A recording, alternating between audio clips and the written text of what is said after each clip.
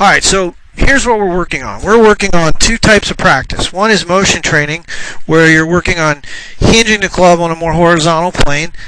So if we can depict this through graphics, it's going to look like this.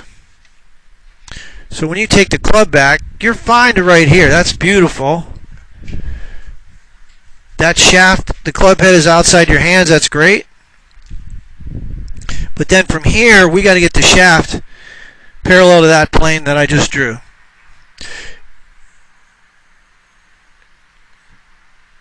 That's actually better than what you've been doing, but the more we can get that shaft to look over to the left, the better. The more parallel that. So what should it look like at the top? If it's short of horizontal, the shaft should be parallel to the incline established at address. So here's the incline of the shaft at address. Okay, let's just erase all these lines. We got a line here. So when you take the club back, if it's short of parallel, the club should still be parallel to that. Now that's not exactly parallel. Probably didn't get it quite right, but somewhere around there. So now what you're going to do is you're going to lay the club down. Watch how you shallow out the plane. Right there, you do it.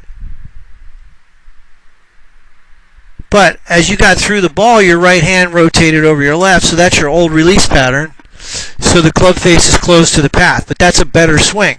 As you get more used to feeling like you're letting the left forearm rotate and you're pointing the shaft more to the left at the top, it's going to be easier for you to release the club and not hit a big pull hook. Now, what would it look like if we set the club in the right spot at the top?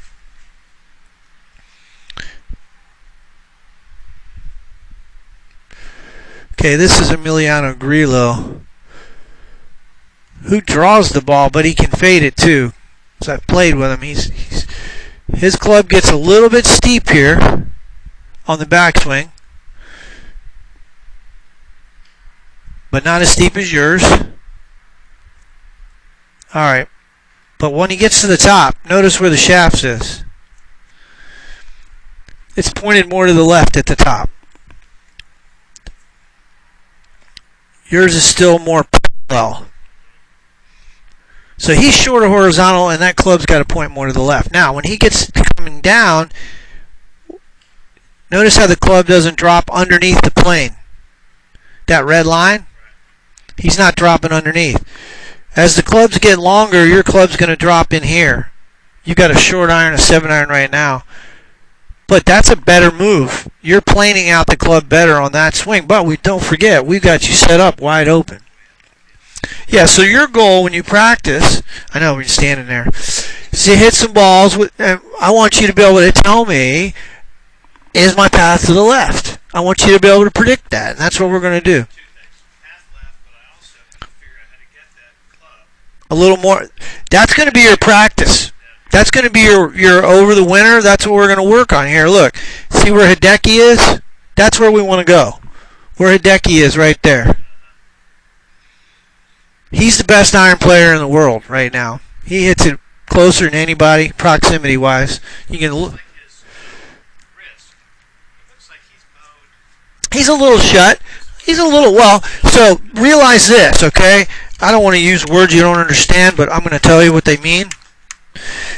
This is called flexion when you arch your wrist. This is called extension when you cut your wrist. So when you horizontally hinge, you're going to go more into flexion anyway, a little bit.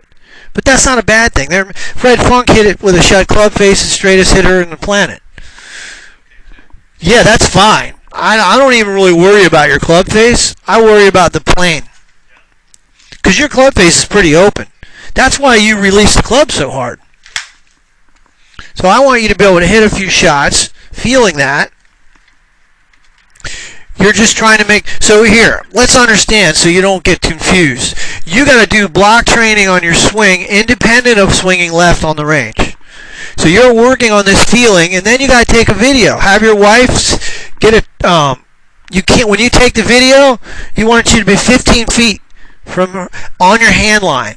So directly straight back from your hands, and then either put it on a tripod or put it in a stationary position so that the phone's not moving around. So So yeah, we're gonna now. Did Jim Furyk have a very steep backswing? Yeah. Did he shallow it out a lot more than you? Yeah. But he got the club in front of him coming down. So yeah, we're gonna work on getting that shaft in a different position at the top. That's where we want to go with your club.